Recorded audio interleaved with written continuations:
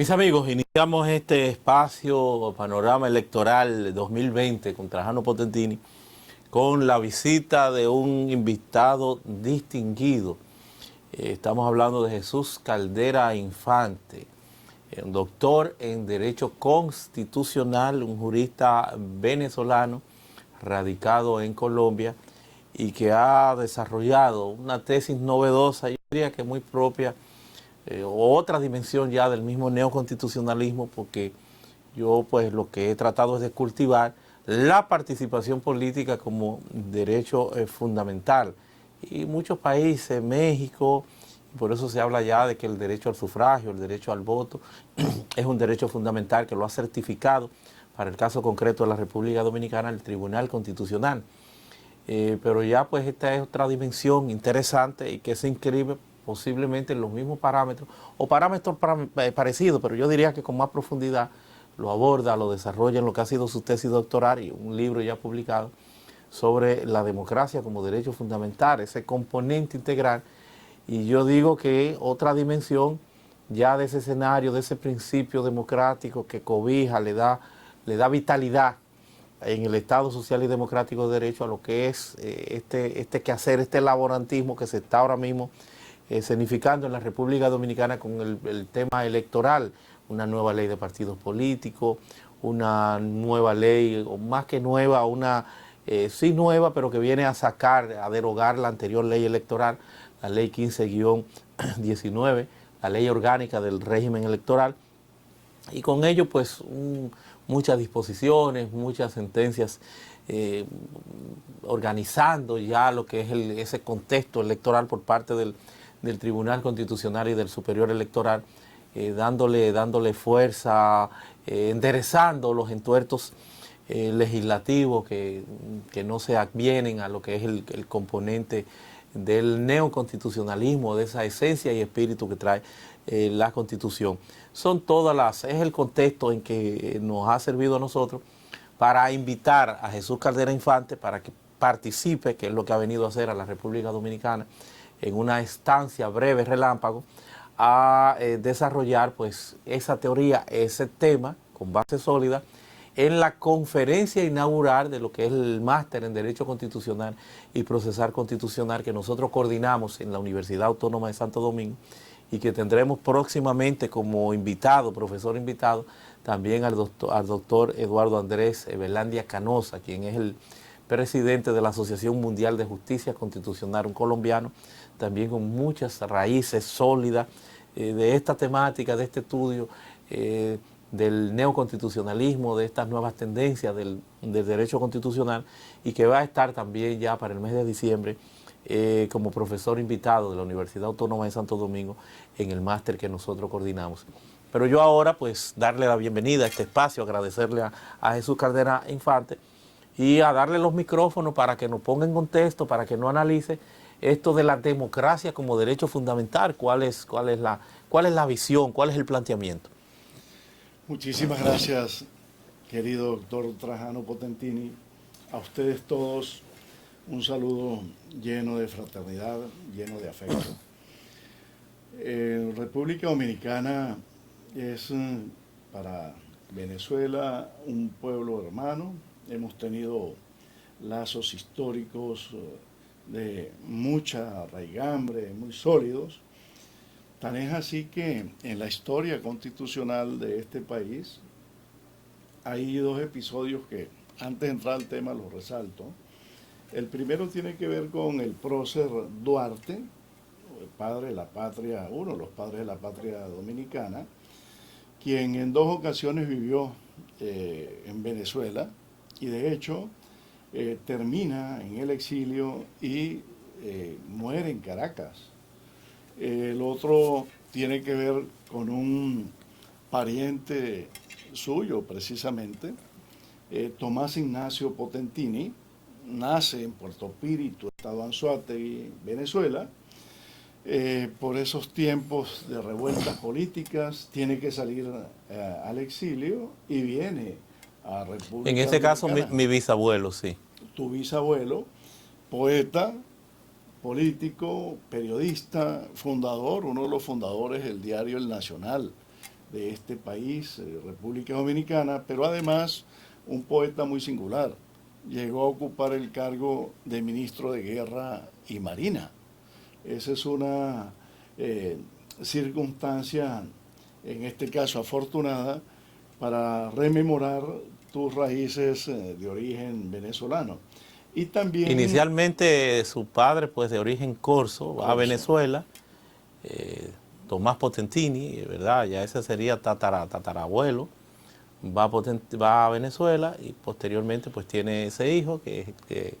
tuvo pues las condiciones de no solamente poeta, sino, ¿verdad?, ministro de Guerra y Marina, pero viene aquí como secretario de Fernando Arturo de Meriño, que fuera pues presidente de República Dominicana, se establece en Asua, y de ahí entonces aparece el Potentini, en donde hay esa conexión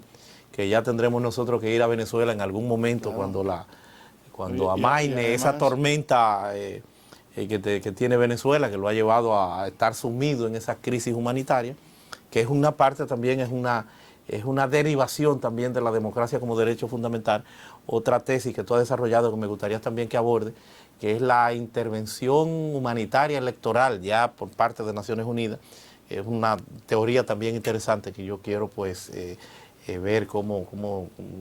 se concreta, cuál es la mecánica que se utiliza. Bueno, muchas gracias. La democracia es importante, la democracia es bastante cercana a todos, es un bien público y desde nuestra concepción es un derecho humano fundamental. La teoría de los derechos humanos fundamentales gira alrededor de tres grandes vertientes. La primera, la relación que tienen con la dignidad humana, el respeto que tú mereces por el hecho de ser persona, a desarrollar un plan de vida, un proyecto de vida libre, valioso, sin daños. El segundo gran eje tiene que ver con la forma de derecho subjetivo, ya que hay una formación triangular donde ustedes personas son los beneficiarios del derecho, el Estado es el obligado de la satisfacción del derecho y el contenido es una cantidad de prestaciones o de abstenciones que están en cabeza del Estado y que éste debe garantizar y realizar para que la comunidad política tenga una convivencia armónica, para que el conflicto se reduzca y para que el proyecto de vida no se afecte. Y el tercer gran eje tiene que ver con la relevancia que desde el punto de vista de la dogmática constitucional se le asigna a la democracia. Tratados, acuerdos, convenios, pactos, decisiones de órganos internacionales, la relevancia que se le da al principio democrático, la relevancia que tiene la participación democrática y todo en su conjunto configura de lo que de nuestra óptica se denomina los elementos que categorizan un derecho fundamental. Comparando, a ver si la democracia cumple con estos requisitos, hemos llegado a la conclusión de que no es solo procedimiento para formación de mayorías.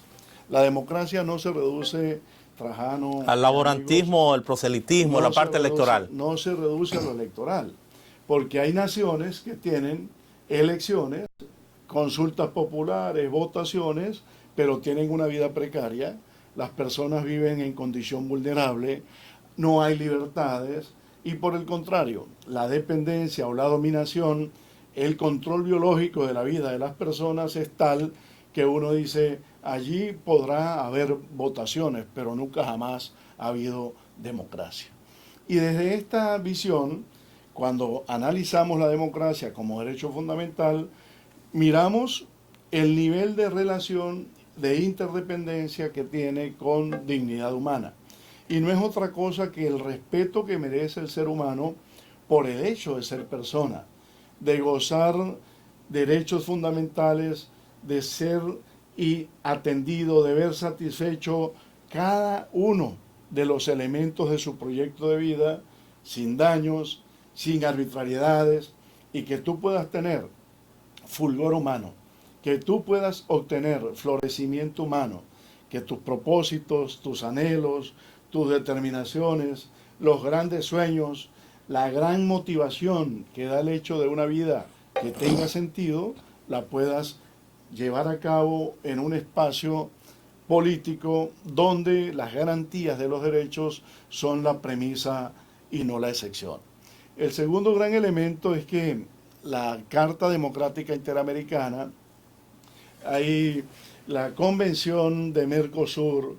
los pactos que tiene la Comunidad Andina de Naciones, las cláusulas democráticas de la Unión Europea, infinidad de resoluciones de Naciones Unidas, sentencias de la Corte Interamericana de Derechos Humanos han puesto de relieve que la democracia forma parte esencial de un Estado constitucional respetuoso de la persona, respetuoso de las determinaciones del proyecto de vida de la persona, sin daños y libre de arbitrariedades.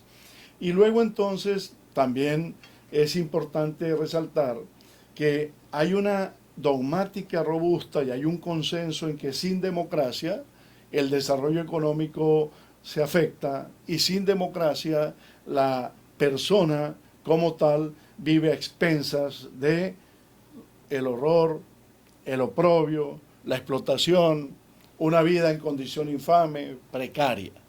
Y a partir de allí hemos considerado esta visión holística, una visión integral que le da completitud al sentido y a la comprensión de la democracia, donde combinamos el procedimiento y a ello le sumamos este elemento que es realización de los derechos fundamentales de las personas. Es decir, un derecho que es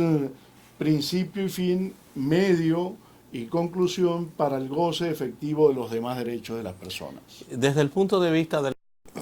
la teoría constitucional, la dogmática constitucional,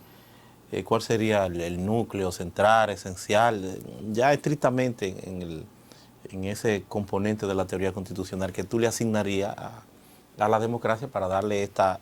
configuración que con mucha pues asertividad, diría yo, pues tú has desarrollado? La fuente de la que nosotros abrevamos para este trabajo doctoral, que es un libro que está ya editado y en circulación, tiene que ver con la comprensión humanística del derecho. O sea,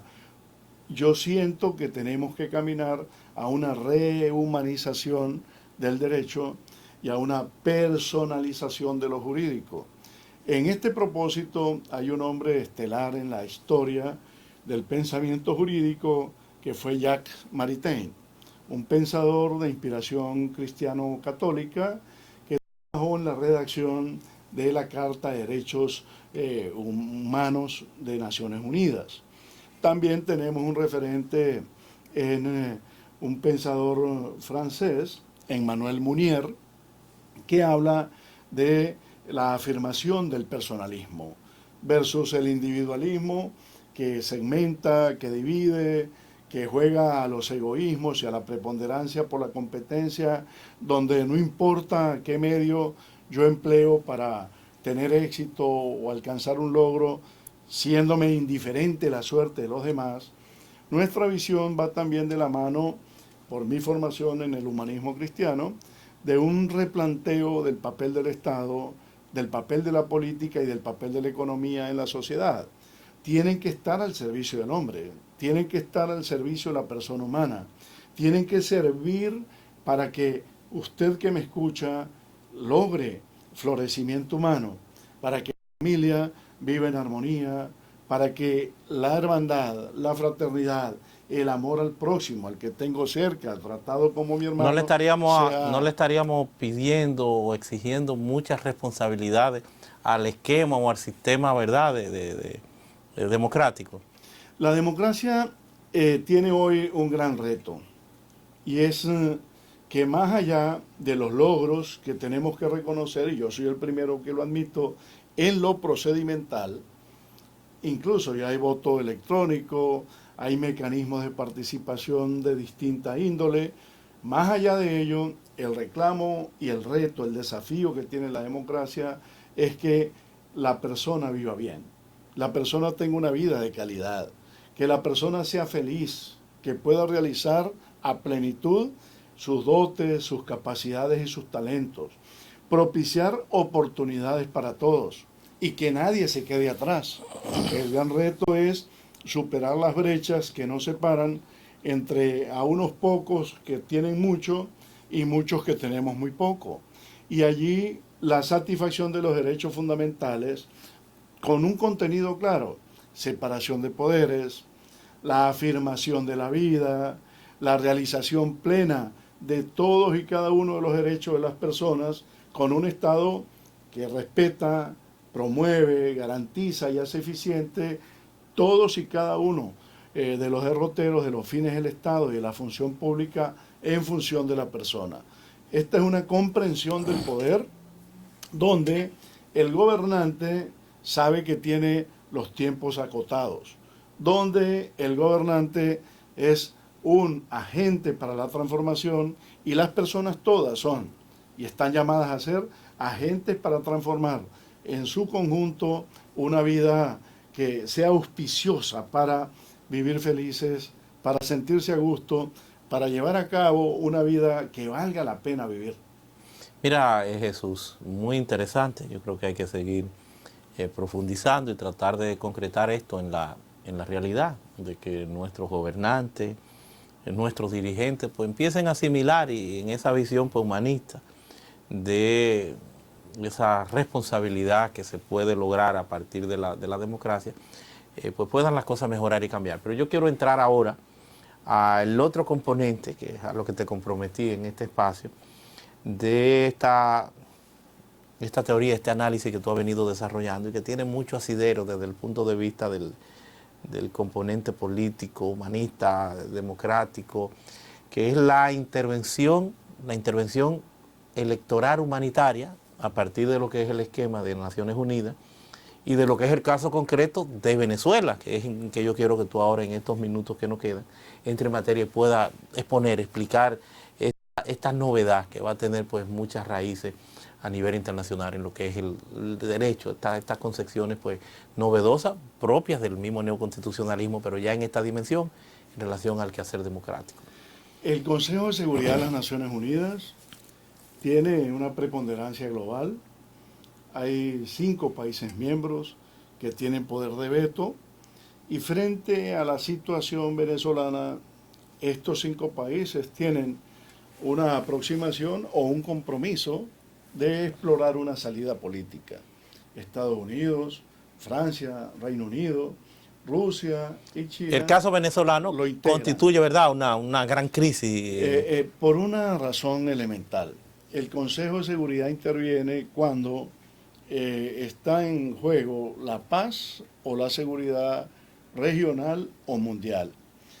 Una crisis de refugiados, que es lo que estamos viviendo, y aquí en República Dominicana hay que agradecer al pueblo dominicano la solidaridad que ha tenido para con hermanos venezolanos. Aquí en República Dominicana y en otros países estamos viendo un fenómeno que muchos llaman migratorio, pero que en su contexto es una crisis de desplazamiento forzado transnacional, que además implica una crisis de refugiados. El nombre técnico es crisis de refugiados. La causa, factores de carácter social, económico, pero con una motivación política. Y ese componente ideológico es el que determina la categoría emergencia humanitaria compleja. Se perpetúa o trata de continuar en el tiempo una situación que a todas luces produce procesos de dolor, procesos de devastación humana y que impacta no solo al país que lo padece, sino que trasvasa fronteras y llega a otros países de la región. En esa particular circunstancia, muchos han invocado salidas de fuerza.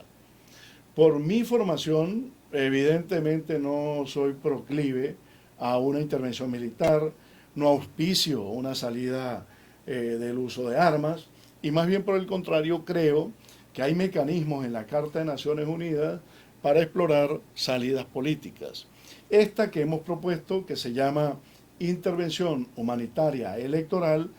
¿En qué consistiría? De manera muy concreta, una petición que se haga desde la comunidad internacional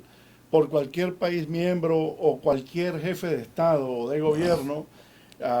el Consejo de Seguridad de Naciones Unidas para que delibere sobre estas circunstancias de contexto donde los derechos humanos están expuestos a vulneración o a violación.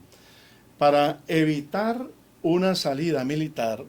el Consejo de Seguridad puede adoptar medidas financieras, que generalmente se conocen como bloqueos, que generan mucha penuria en la gente y que afecta en menor medida al que tiene el poder. Esa es una vía que ya ha estado probada. La otra vía ha sido la de intervenir militarmente en distintos países, por ejemplo, la crisis de los Balcanes, la ex Yugoslavia. Y en el contexto que yo estoy proponiendo esta fórmula es eminentemente político. Sería que el Consejo de Seguridad constate si hay o no los presupuestos para una intervención, es decir, una amenaza a la paz o a la seguridad regional o global, y a partir de allí convoque, organice y realice unas elecciones con la vigilancia del Consejo de Seguridad de las Naciones Unidas. Esta decisión sería de carácter vinculante. Esta decisión, y para la garantía de esas elecciones, allí sí podría tener el acompañamiento de las fuerzas de paz de las Naciones Unidas, que no es lo mismo que una intervención militar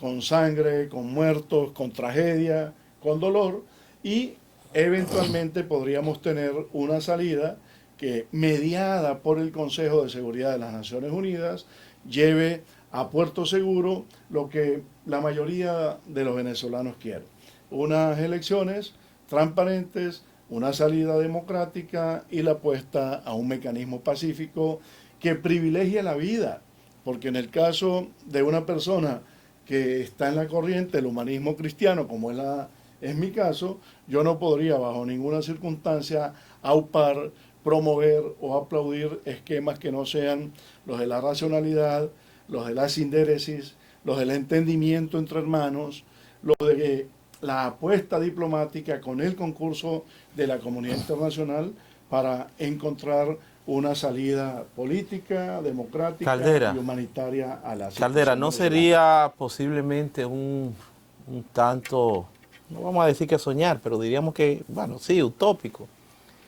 Si nosotros vamos a ver la configuración del propio Consejo de Seguridad, si en términos geopolíticos sería viable. Tú decías, bueno, el Consejo de Seguridad tiene 5 miembros permanentes, su matrícula es de 15 miembros, hay 5 permanentes y otro que es rotativo cada 2 años y que representan pues las segmentaciones del mundo a partir del tema geográfico de los países. Pero hay 5 que tienen entonces ese peso geopolítico, sobre todo aquellos que son los ganadores de la Segunda Guerra Mundial y quienes pues estructuran lo que es el tema de Naciones Unidas, y este es el principal órgano del uso de la fuerza, el órgano político, el órgano de más poder, es el que administra, es el que autoriza el uso de la fuerza, pero siempre a lo interno, quienes fueron ganadores, las grandes potencias de la Segunda Guerra Mundial, se agenciaron entonces un espacio permanente dentro del Consejo de Seguridad de Naciones Unidas, que es uno de los órganos principales de este esquema universal mundial, y entonces se dieron ese derecho a veto, esa capacidad de que cualquier resolución tenga que contar con el voto afirmativo de la mayoría, pero sin que exista un derecho a veto, porque ese veto puede hacer inservible entonces lo que sería el desarrollo, lo que sería la participación del Consejo de Seguridad a la hora de adoptar una medida. Y tenemos ahí a Rusia, que en el esquema geopolítico pues no deja de ser un aliado de la parte venezolana. Está Rusia, está Francia como miembro permanente, Estados Unidos, Reino Unido y China. Reino Unido y China son los que fueron los ganadores de él. Por eso Alemania, pese a que es una potencia, no está en Italia, porque fueron el eje Berlín, que estuvo como contraparte Berlín, Alemania, Italia, que estuvo precisamente del otro lado, Japón y eso. en el proceso de Segunda Guerra Mundial. Entonces, ¿cómo se concretaría? ¿Qué esperanza pudiera tener la intervención a lograr un consenso, un voto desfavorable, de veto por parte fundamentalmente de Rusia, que tiene unas relaciones importantes con... El Consejo de Seguridad de las Naciones Unidas, como sabiamente lo ha descrito, tiene a estos países 5 potencias con poder de veto. Si nosotros pensamos en la buena fe y creemos en la buena fe, hay que recibir con beneplácito muchas declaraciones que en el sentido de procurar una solución política han proferido voceros de Rusia, incluyendo el propio presidente Putin. Y en el caso chino, también ha habido manifestaciones en distintos sentidos y por distintos voceros, en el sentido de creer que es posible una solución política. Los Estados Unidos han venido proponiendo soluciones políticas. ¿O es tan degradante y tan diabólico el régimen, el proceso que se está viviendo en Venezuela, que ya hasta Rusia, fuera del ámbito geopolítico, pudieran estar logrando la conciencia de que hay que hacer algo? Es que, si a ver vamos, desde el punto de vista geopolítico, una actuación militar rusa de este lado del mundo es posible, porque siempre saltan liebres. Pero, ¿qué es lo que yo creo? Que para Rusia es preferible aupar una salida política, para China es preferible aupar una salida política, porque ellos también tienen intereses. Y si en función de los intereses, que ya están claros, que están determinados, que son precisos, energéticos, petroleros, mineros, en fin, un gobierno que surja de la voluntad popular con una gran vocación de legitimidad, que convoque a la concordia, que convoque al encuentro y que además procure estabilizar la reconstrucción del país en función de una normalización de la vida institucional y de la vida de las personas, en ese sentido podría perfectamente estarse inscribiendo el apoyo de países como Rusia o como China a esta propuesta. Naturalmente es una inquietud de carácter académico y confieso que sí tiene una enorme dosis de utopía, tanta como es la ilusión que alberga mi corazón de ver a mi país reconciliado, de ver a mi país en la senda del progreso, en la senda de la prosperidad, de ver a mi país con justicia, de ver a mi país con libertades, de ver a mi país viendo crecer los hijos, viendo crecer los nietos, juntas las familias y no experimentar situaciones tan dolorosas, tan conmovedoras como las que nos toca a los exiliados. Yo tengo 13 años en el exilio y tener que abrazar 13 años después aquí en República Dominicana a una hijada y sobrina mía, que eso me deja marcada el alma para seguir soñando, para seguir apostando y para seguir luchando desde la fraternidad, desde el encuentro con la posibilidad de que sea la política, de que sea la deliberación, de que sea el entendimiento, de que sea el diálogo el que determine salidas y no el reconcomio o el odio o la venganza o la fractura y menos aún la guerra, la que le imponga sus dientes, sus colmillos sangrientos en una población que ya de por sí es vulnerable y que ya de por sí está en una muy calamitosa y muy vulnerable condición. Bueno, mis amigos, con esto hemos llegado al final. Agradecer la participación de Jesús Caldera Infante, jurista venezolano, radicado, como bien él ha expuesto, en Colombia ya durante unos 13 años y que estuvo pues en el país disertando en la conferencia inaugural de lo que es el máster en Derecho Constitucional y Procesal Constitucional que nosotros dirigimos en la Universidad Autónoma de Santo Domingo. Como ven ustedes aquí en pantalla, el tema abordado ha sido la democracia como derecho fundamental y con esto pues también ya en la parte final la intervención la intervención, en este caso humanitaria electoral, que es una figura, es una propuesta para la crisis que se está viviendo en Venezuela. Ha sido pues todo, y también pues la gracia a esta plataforma que nos cobija desde el Vedor Digital con casi 800,000 seguidores. Esto es televisión para las redes sociales. Será hasta una próxima oportunidad. Gracias.